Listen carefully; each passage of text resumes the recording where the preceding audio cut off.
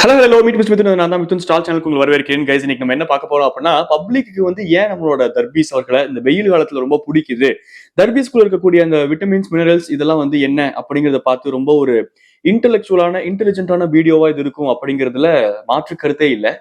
எந்த அளவுக்கு பயங்கர இன்டெலிஜென்டா இருக்கும் அப்படிங்கறத இந்த வீடியோ பார்த்து நீங்களே தெரிஞ்சுக்கோங்க. நம்ம வீடியோ பார்க்க போலாமா? சிரிக்காதீங்க, ஏங்க சிரிக்கிறீங்க? என்ன இப்ப உங்களுக்கு எது சிரிப்பு வருது? எங்க அண்ணனை பார்த்து உங்களுக்கு அப்பட்டுக்குது. நான்லாம் எங்க அண்ணன் நீங்க நீங்க நீங்க அண்ணன் தரிசனம் கிடைக்கிறது பெரிய விஷயம். நீங்க பேசுங்கண்ணே, வாங்க வீடியோ பார்க்க போலாம். வணக்கம் தமிழக மக்களே. ஆக்சுவலா இவர் வந்து என்னோட பேஷண்ட். ஸ்ட்ரோக்குக்காக நான் ட்ரீட்மெண்ட் பண்ணேன். ஓ பேஷண்ட், அவர் பேஷண்டாங்க? சாரி சரி டக்குன்னு நானு வெறும் பிக்சரை மட்டும் பார்த்த உடனே உங்களை பார்த்தா பேஷண்ட் மாதிரி இருந்துச்சு, அவரை பார்த்தா மனநல காப்பக டாக்டர் மாதிரி இருந்தாரா? சோ அவர் டாக்டர், நீங்க பேஷண்ட் அப்படின்னு நினைச்சு சுத்திக்கிட்டு இருந்தாங்க. நல்ல வேலை, எனக்குலாம் அறிவும் இல்லை, மூளை வளர்ச்சியும் இல்லை. அவர்தான் okay okay okay okay okay physiotherapist Brahma மாதிரி. அவர் என்கிட்ட வர்றப்ப கை வரல, ஒண்ணுமே இல்லை, சுத்தமா ஒண்ணுமே இல்லாம இருந்துச்சு. இப்போ எனக்கு புரியவே இல்லைங்க. பிசியோதெரபில பிரம்மா மாதிரியா? யார் இவரா? இவர் பெரிய பிரம்மா கடவுள் நினைப்பாங்க இவருக்கு. பிரம்மா படைப்பாளி, இவர் படைச்சு கிழிச்சு நொட்டிட்டு தான் மத்த வேலையை பாப்பா. சொல்றேங்க, டேலண்டட் டாக்டர் டாக்டர் வசூல் ராஜா அந்த மாதிரி ஒரு பிஜிஎம்லாம் கிரியேட் பண்ண அந்த அளவுக்கு ஒரு ஸ்டஃப் உள்ள ஒரு டாக்டர். ஆனா இவர் என்ன சொல்றாருன்னா, அவர் இவர்கிட்ட வரும்போது கை விரல்களே இல்லையா. அப்படி இருந்தவருக்கு கொஞ்சம் கொஞ்சமா என்னத்தையும் கொடுத்து ஊட்டி வளர்த்து கை விரல்களை வளர வச்சிருக்காரு. அப்படின்னா எப்பேற்பட்ட அதிசய பிறப்பா இருக்கும் எங்க அண்ணன். அவரோட அருமை உங்களுக்கு எல்லாம் தெரியல. ஆரம்பிச்சு ஆபீஸ் போட்டு வண்டி ஓடுற லெவல் சரியாயிட்டாரு. இது எனக்கு கிடைச்ச ஒரு பெரிய வெற்றி சார். கை தூக்குங்க. ஓ இதுவும் உங்களுக்கு கிடைச்ச பெரிய வெற்றி, மிகப்பெரிய வெற்றி. இது கரெக்ட் தான். இப்ப பிக் பாஸ்ல போய் நீங்க கமருன் கிட்ட அடி வாங்கிட்டு கானாவினர் கிட்ட அசிங்கப்பட்டு வந்தது ஒரு விதமான வெற்றி. பார்வதி கிட்ட இன்னும் தங்கச்சி நினைச்சு ஏமாந்துகிட்டு இருக்கிறது ஒரு கண்டிப்பா 100% வெளியே வந்ததுக்கு அப்புறம் பார்வதி ஒரு நம்பர் டெலிட் பண்ணிருக்கோம்.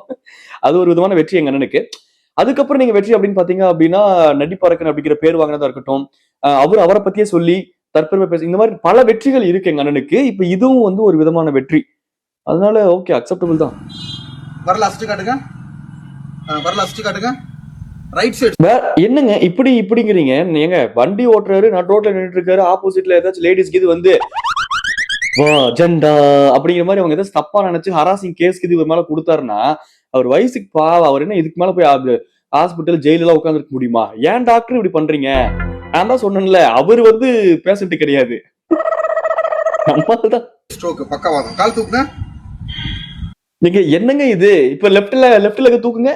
இப்ப டான் அட் டைம்ல 2 லெக்கையும் தூக்குங்க அப்படின்ட்டு விவேக் சார் மாதிரி பிசியோதெரபிஸ்ட் டாக்டர் பயங்கர இன்டெலிஜென்டான ஒரு ஆளா இருப்பீங்க போலயே. அவர் என்ன ஒத்த காலை தூக்கிட்டு இப்படி கையை வச்சுக்கிட்டு இப்படின்னு இருந்தாருன்னு எங்க ஒரு மாதிரி மார்கழி மாசம் வரை வரப்போகுதுங்க. லேடிஸ் மாதிரி நினைப்பாங்க. புரிஞ்சுக்கோங்க. ஒரு நாள் எப்படி சொல்றதுன்னு தெரியல, மெல்றதுன்னு தெரியல. யாரா இங்க பேஷண்ட்? சார் சொல்லுங்க சார், எப்படி சார் இருந்துச்சு? ஏங்க கையை தூக்குனது காலை தூக்குனது எப்படி இருந்துச்சுன்னு சொல்லணுமா? கை தூக்குன மாதிரி இருந்துச்சு, காலை தூக்குன மாதிரி இருந்துச்சு, அவ்வளவுதானே. எனக்கு புரியவே இல்லையே. ஏங்க இப்போ ரோட்ல ஒருத்தர் போறது, நம்ம வந்து அவர் கூப்பிட்டீங்க, வாங்க கையை தூக்குங்க, இவன் அந்த ஆண்டி பார்த்து இப்படி பண்ணுங்க, பண்ணிட்டீங்களா? காலை தூக்குங்க. இப்ப அந்த அங்கிளை பார்த்து உச்சா பார்டர் மார்க் பண்ணுங்க, நாய்க்குட்டிக்கு உச்சா அடிக்கிற மாதிரி பண்ணிட்டீங்களா? இப்ப எப்படி இருக்கு? இப்ப நல்லா ஆனந்தமா இருக்கு டாக்டர், ஆனந்தமா இருக்கா? அப்படியேதான் இருக்கணும் அப்படிங்கிற மாதிரி. ஒரு வருஷம் ட்ரீட்மெண்ட் பார்த்துருக்கீங்க பிசியோதெரபி. ஃபர்ஸ்ட் ஸ்டார்டிங்ல வந்து வண்டி ரோட கிராஸ் பண்ண முடியாது. சோ அவர் வந்து அவரோட குவரிஸ் எல்லாம் சொல்லிக்கிட்டு இருக்காரு. இந்த இடத்துல எதுவும் கமெண்ட்ஸ் எல்லாம் பாஸ் பண்ண முடியாது. ஓகே, எண்ட் ஆஃப் த டே ஒரு பிசியோதெரபிஸ்ட், ஒரு டாக்டர் ஒரு பேஷண்ட்டை ட்ரீட் பண்ணி அந்த பேஷண்ட் குணமடைச்சார் அப்படின்னா, அந்த ஒரு பாயிண்ட் ஆஃப் வியூல பார்க்கும்போது நல்லதுதான். அது ஒரு நல்ல விஷயம் தான். அதை நம்ம தவறே சொல்ல முடியாது. கொஞ்சம் கடந்து வருவோம். கொஞ்சமா இம்ப்ரூவ்மெண்ட் ஆகி வண்டி ஓட்டியாக வந்திருக்கேன். இருங்கண்ணே, விஷயம் இருங்க, அவர் பேசி முடிக்கட்டும்.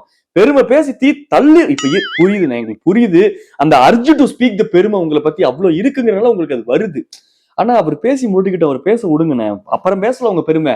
எங்களுக்கு தான் காதுல இம்மா பெரிய ஓட்டம் இருக்குதுல்ல, அது உங்களுக்கு தானே. நீங்க பாட்டு courier office, French courier office வச்சிருக்காரு. Very good, all the best. Courier office, French courier office வச்சிருக்காரு. நீங்க என்ன வாழ்க்கையில மெம்மேல் நல்லா இருக்கணும். பையன் நல்லா இருக்கான்ல, விட்டு ஆசீர்வாதம் எல்லாம் பண்றாரு. இவர் என்னங்க போலி ஆசாமியாரா இவரு? நீங்க பிரெஞ்சு கொரியர்லாம் வச்சிருக்காரு. நீங்க நல்லா இருக்கணும். பையன் எப்படி இருக்கான்? நல்லா இருப்பான், தீர்க்க சுமங்கலி அப்படின்னு. அண்ணா தயவு செஞ்சு கம்மிட்டுருங்கண்ணே. உங்க வாயில விழுந்து இதுக்கப்புறம் இருக்கக்கூடிய அவரோட வாழ்க்கை நாசமா போயிட போகுது. ப்ளீஸ் கம்மிட்டுருங்க. நீங்க டாக்டரோட நடிகரோட இருந்துக்குங்க. அடுத்து நீங்க கடவுள் அவதாரம்லாம் எடுக்க தாங்காதுடா, தமிழ்நாடு தாங்காதுண்ணே, ப்ளீஸ்ண்ணே. பாப்பா குட்டி பாப்பா. சோ இவரை ட்ரீட்மெண்ட் பண்ணனால அவர் ஒய்ஃப் பிள்ளைங்க எல்லாரும் கூட நல்ல பிளஸ் சார். வண்டி விட்டு காட்டுங்க. ஒரு ட்ரீட்மெண்ட் பண்ணனால ஒரு ஒய்ஃப் பிள்ளைங்க கூட இவர் வந்து பயங்கரமா க்ளோஸா இருக்காரு. இல்லன்னா அவங்க ஒய்ஃப் பிள்ளைங்களை அவங்க பாத்துக்க மாட்டாரு.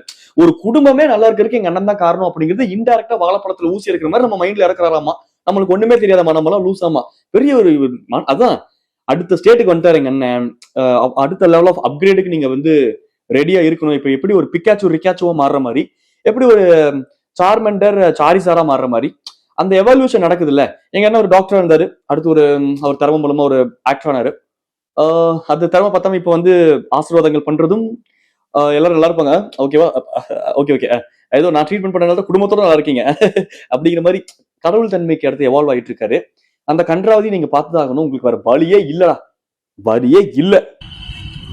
அவர் வண்டி ஓட்டுறதா அப்படி இருப்பா? அவர் வண்டி ஓட்டுறதுலாம் அப்படியே எடுப்பாவா?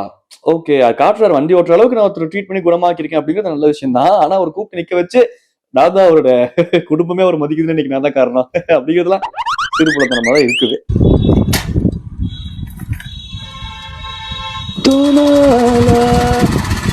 என்னங்க வண்டி அந்த மனுஷன் ஸ்டார்ட் பண்ணிட்டாரு, பக்கத்துல போய் நின்னுக்கிட்டு இப்படி இப்படிங்கிறீங்க. அப்பதான் வண்டி ஸ்டார்ட் ஆகுமா? ஆட்டோ கன்னடில ஆட்டோ திருப்பினா ஆட்டோ ஸ்டார்ட் ஆகிற மாதிரி டாக்டர் பிபிடி திவாகர் பிசியோதெரபிஸ்ட் நடிப்பு அரக்கன் தமிழ் சமுதாயத்தின் கிறுக்கன் அப்படி பக்கத்துல நின்னுக்கிட்டு இப்படி நின்னாதான் வண்டி ஸ்டார்ட் ஆகி அவரால் ஓட்ட முடியுங்க.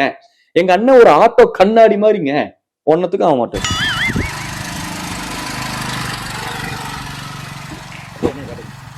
அப்படியே என்னைய காட்டுங்களா? எடுத்த நாள் முதல் இந்த நாள் வரை வண்டியை விடவில்லை. என்னடா என்ன ராமசாமி அவர் பாட்டு போயிட்டாரு அப்படிங்கிற மாதிரி எங்க அண்ணன் திவாகரனை வந்து டிவிஎஸ் எல்லாம் வாங்கிட்டு வந்து ஒரு பேஷண்ட்டை பிடிச்சி நான் சொல்ற மாதிரி சொல்றேன், நீங்க கேட்கற மாதிரி கேளுங்க. அப்படியே டிவிஎஸ்ல நான் சொல்லும் போது நீங்க ஓட்டணும், அங்க போய் நின்றுணும் சரியா அப்படின்ட்டு இருந்திருப்பாரு. அவர் டிவிஎஸ் எடுத்து ஆஹா வந்துச்சுரா இலவசமா ஒரு டிவிஎஸ் அப்படின்ட்டு. இந்த சிங்கம் படத்துல விவேக் சொல்லுவார்ல, ஏ முட்டாள் போலீஸ், ஒரு லாரி திருடுனா ஒரு டிவிஎஸ் இலவசம் தெரியாம போயிடுச்சு. யோ டிவிஎஸ் தொலைச்சிட்டு என்னையா ஏன்ட்டு அவர் போயிட்டாரியா, போய் டிவிஎஸ் புடிங்களா போங்கண்ணா, ஏன்னா இப்படி பண்றீங்க? போதும்பா. எங்க அண்ணன் பின்னாடி பாத்தீங்களா கரண்ட் கம்பம். எங்க அண்ணன் யாருன்னு நினைக்கிறீங்க? எங்க அண்ணனும் கரண்ட் கம்பம் தான். இன்னும் கொஞ்ச நேரத்துல நாயெல்லாம் வந்து உச்சா போகும். கரண்ட் கம்பத்துல ஜென்ரலா போகும்ல, பின்னாடி சொல்றேன், அவரோட கரண்ட் கம்பத்துல சொல்றேன். அவரு அங்கிருந்து கிளம்பிடுவாருங்க, அதுக்குள்ள கிளம்பிடுவாரு. அடுத்த ரீலுக்கு போலாம் அப்படி சொல்ல வந்தேங்க. சிரிப்பு உங்களுக்கு. அடுத்த ரீல் பாருங்க. நான் சீரியஸாவே இந்த ரீலும் என்னன்னு ஃபுல்லா பாக்கல, அடுத்த ரீலும் ஃபுல்லா பாக்கல, அப்படியே ஒரு ஃப்ளோல தான் ரியாக்ட் பண்ணிட்டு இருக்கேன். பாப்போம். வணக்கம். வணக்கம். என்னங்க தமிழ் கிளாஸா?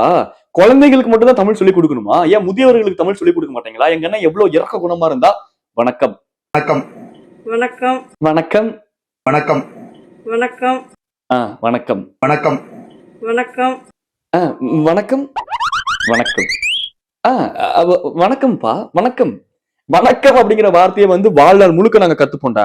வணக்கம் மக்களே, நான் பேங்க்குக்கு வந்தேன். அந்த அம்மா வந்து குடியிருக்கிறது சரியான கிராமம், வில்லேஜ் பிரான்ச்சு. அந்த அம்மா வந்து குடியிருக்கிறது சரியான கிராமம், வில்லேஜ் பிரான்ச். நான் தான் இப்ப வந்து அந்த அம்மாவை காப்பாத்தினேன், அந்த அம்மாவை மீட் எடுக்க போறேன், அந்த அம்மாவுக்கு ஹெல்ப் பண்ண போறேன், உதவி பண்ண போறேன் அப்படின்னு பீத்தி தள்ள போறீங்க. அப்படித்தானே? அது தெரியுமே எங்களுக்கு.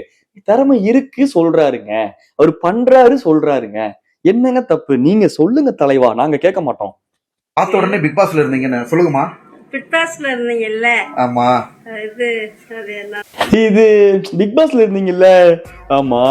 எப்படி உனையெல்லாம் கூப்பிட்டாங்க கருமோ அப்படிங்கிற மாதிரி அந்த அம்மா கேட்ட போடுறாங்கன்னு சொல்றேன். நீங்க கொஞ்சம் உஷாரா இருங்க எதுக்கும். ஏன்னா அந்த அம்மா பிக் பாஸ்ல உங்களுக்கு தூரமா நின்று பார்க்கும்போது என்னப்பா என்னமோ உருண்டு ஓடுது அப்படிங்கிற மாதிரி பாத்துருப்பாங்க. இப்ப இவ்வளவு பக்கத்துல மூஞ்சி கொண்டது பக்கத்துல வணக்கம் அப்படின்னீங்கன்னா டக்குனு அந்த அம்மா திரும்பி பார்த்துச்சுங்களே, வயசானவங்க வேற, ஹார்ட் பேஷண்டா இருக்கிறதுக்கு நிறைய சான்சஸ் இருக்கு. உங்கனால ஒரு புரிதலண்ணே புரிதல, அதுக்கு ஒரு அக்கறை தான் சொல்றேன் தம்பி, கொஞ்சம் புரிஞ்சுக்கிட்டு தெரிஞ்சுக்கிட்டு கம்முன்னு இருங்க.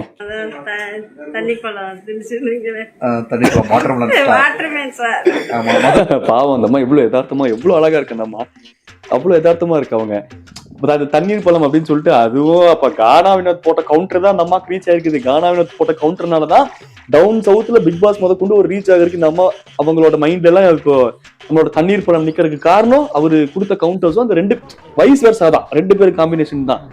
ஆனா எங்க அண்ணன் அதெல்லாம் ஒத்துக்க மாட்டாரு. ஒத்துக்கிட்டு அவர் கெத்து என்னத்துக்கு ஆகுறது? அவருக்கு கெத்தும் இல்ல சொத்தும் இல்லைன்னு சொல்ல வந்தேன். மக்கள் தான் அவரோட சொத்து அப்படி சொல்ல வந்தேங்க. அதனாலதான் அருணா கேர் நிக்க மாட்டேங்குது போல.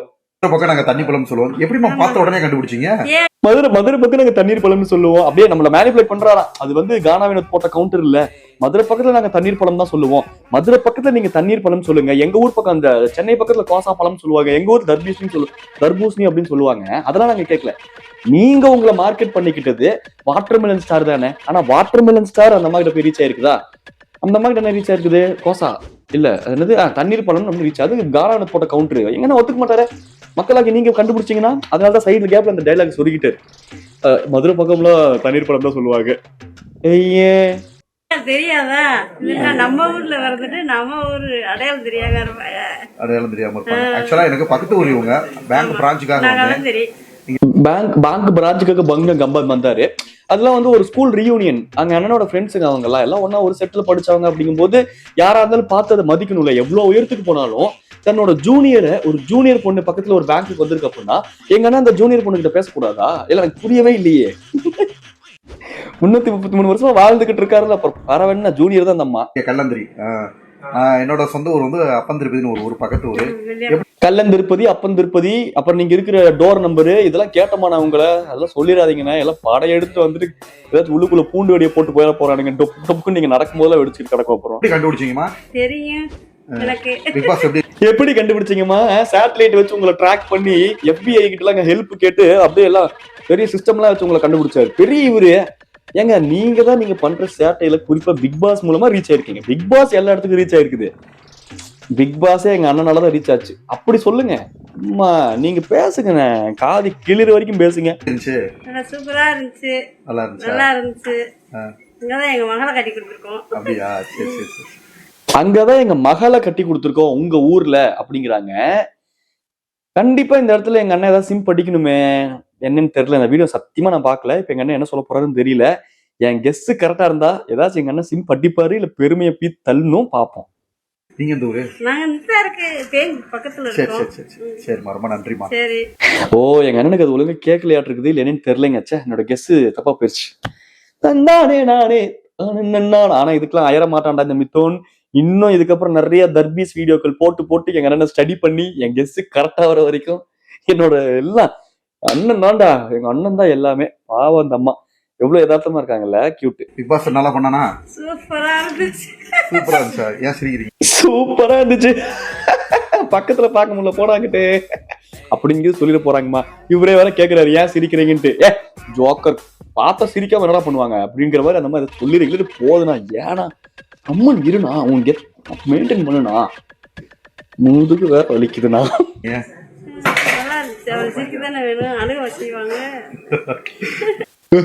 என்ன அந்த அம்மா மொக்க கொடுத்துருச்சு. சத்தியமா வாழ்க்கையில நான்லாம் உங்க இடத்துல இருந்தேன்னா அது என்னது கழுத்துல ஹெட்செட் அது தூக்குனாங்க சொல்லிட்டு இருக்கி அப்படின்னு போயிருப்பேன். சிரிக்கதான் செய்வாங்க பிக் பாஸ் பார்த்தா. அப்புறம் அழகுவா செய்வாங்க அப்படின்னு அந்த அம்மா கேட்கற அளவுக்கு கேட்ட கேள்வி கேட்டு அந்த அம்மாவை சிரிச்சுக்கிட்டு இருந்த அம்மாவை டென்ஷன் ஆக்கி விட்டு பிபி ஏற்றி விட்டு நீ டாக்டரா இல்ல மத்தவங்க எல்லாம் அந்த யம தர்ம ராஜாவா என்ன எனக்கு இல்ல யம தர்ம ராஜரோட வாகனமா இல்ல எனக்கு பாவன் அந்த அம்மாவை டென்ஷன் ஆகுற அளவுக்கு. எங்க யோசிச்சு பாருங்க அந்த அம்மா எவ்வளவு டென்ஷனா இருந்துச்சுன்னா பிக் பாஸ் பார்த்து சிரிச்சிங்களா? ஏன் உங்களுக்கு எனக்கு தெரிஞ்சது? பிக் பாஸ் நான் எப்படி பண்ணேன்? பிக் பாஸ்னா பார்த்து சிரிக்கதான் செய்வாங்க, அளவா செய்வாங்க அப்படின்ட்டு இம்மா பெரிய மொக்க உனக்கு தேவையான கம்மு கிடக்கிறதே இல்ல. நன்றிமா. சொந்தக்காரங்க. அப்படியா? சரிமா. சூப்பர்மா. தேங்க்யூ. இதுக்கப்புறம் அந்த அம்மா வந்து மொக்க கொடுத்துருச்சுல. இதுக்கப்புறம் பேசினா அந்த அம்மா ஐயோ இது என்ன இப்படி பேசுது. சரி நன்றிமா நன்றி. அந்த அம்மா அதை சொல்ல வராங்க. அது நீங்க சொந்தக்காரங்க என்னமோ சொல்ல வந்தாங்க. எங்க அண்ணன் இதுக்கப்புறம் இந்த அம்மாட்ட பேசணும்னா மானம் தெரிஞ்சிருச்சு. எங்க அண்ணன் நல்ல சூதுவாதான ஆள் தான். எங்க அண்ணன் எல்லாம் தெரியுது எங்க அண்ணனுக்கு. சரிம்மா. அடுத்து தமிழ் படங்கள் திரைப்படங்கள் எல்லாம் வாய்ப்பு வருது. படத்துல நான் நடிச்சா நல்லா இருக்குமா? படத்துல நான் நடிச்சா நல்லா இருக்குமா அப்படின்ட்டு மணிரத்னம் சாரோட அசிஸ்டன்ட் கிட்ட வந்து கேட்டுட்டு இருக்காரு. அவர் கொஞ்சம் அனலைஸ் பண்ணி அவங்க இப்ப சொல்லுவாங்க. இப்ப எல்லாமே சுதா கொங்கராவ் மேடமோட ஃபியூச்சர் வெர்ஷன். ஐயோ அந்த அம்மாவை கலைக்கிற மாதிரி இருக்கு. ஐயோ அம்மா மன்னிச்சிருங்கம்மா தப்பு சூப்பரா இருக்கும் அப்படின்னு எங்க அண்ணன் நைஸா கட் பண்ணிட்டாரு. ஓகே அதுக்கப்புறம் ஏதோ அந்த அம்மா சொல்லி இருக்குது இதை மக்கள்கிட்ட காட்ட வேண்டாம்னு கட் பண்ணி விட்டாரு. எல்லாத்துக்கிட்டையும் போய் தமிழ் படங்களை நான் நடிச்ச நல்லா இருக்குமா? உனக்கு யார வாய்ப்பு தரேன்னு சொன்னா உனக்கு வாய்ப்பு தர அளவுக்கு டேரக்டர்ஸ் மட்டிப்பாயிலுக்கு இருக்காளுங்க அப்படின்ட்டு அந்த அம்மா கேட்டிருக்கணுமாமா. கடவுளே சொல்லி கிளம்புது. அவங்க meet mister Mithun public responses எவ்வளவு பப்ளிக் கூட எங்க அண்ணா எவ்வளவு மெர்ஜா இருக்காருன்னு பாருங்க. அவரோட அந்த இதை அந்த பெருமையை அவங்க கிட்ட சொல்லணும் கடத்தணுங்கிறதுக்காக தான் இந்த வீடியோ சீரியஸாவே அதுக்காக தாங்க. ஏன்னா எவ்வளோ ஒரு டாக்டரா இருந்த சமுதாயத்துக்கு எவ்வளோ அவர் பண்ணியிருந்திருக்காரு. அவர் டிவிஎஸ் முத கொண்டு கொடுத்து அனுப்பிச்சு விட்டாரு. இந்த பக்கம் பாருங்க, ஒரு பேங்க்ல ஏதோ ஒரு கிராமத்துல இருந்து வந்த அவரோட ஒரு ஜூனியர் பொண்ணை, ஸ்கூல்ல ஒன்னா படிச்ச ஒரு ஜூனியர் பொண்ணை கூப்பிட்டு நிக்க வச்சு, எவ்வளவு யதார்த்தமா எவ்வளவு பெரிய ஆளானாலும் நான் வந்து ரஷ்யன் பிரசிடென்ட் புட்டின் மாதிரி ரொம்ப டவுன் டு அர்த்தா இருப்பேன், எல்லாத்துக்கும் ரெஸ்பெக்ட் கொடுப்பேன் அப்படின்னு இருக்கக்கூடிய எங்க அண்ணன் கிரேட்ல. சாரி அச்சு விட்டேன். அடுத்து மறுபடியும் எங்க அண்ணன் வீடியோ தான். நாளைக்கு சந்திப்போம். டடாவே சொல்லிக்கலாம். நாங்க மீட் மிஸ் டடாவே பாய். தந்தானே நானே தானே. அடுத்து என்ன பண்ணி வச்சிருக்காருன்னு தெரியல எங்க அண்ணன். பாட்காஸ்ட் சேனல் ஒன்று இருக்கு, மிதுன்ஸ் பாட்காஸ்ட் அப்படின்ட்டு. கொஞ்சம் ரீசெண்டா வீடியோ சப்போர்ட் பண்ணிட்டு இருக்கேன். உங்களுக்கு அது ட்ரை பண்ணி பாருங்க. வேற ஏதாச்சும் ஒர்க் பார்த்துக்கிட்டு ஹெட்செட் போட்டுட்டு அந்த வீடியோ பாட்காஸ்ட் நீங்க கேட்டு பாருங்க. பிடிச்சிருந்துச்சுன்னா அங்கேயும் சப்ஸ்கிரைப் பண்ணிக்கோங்க, கேளுங்க, சப்போர்ட் பண்ணுங்க, சப்ஸ்கிரைப் பண்ணுங்க. டாடா, தேங்க்யூ, பாய்.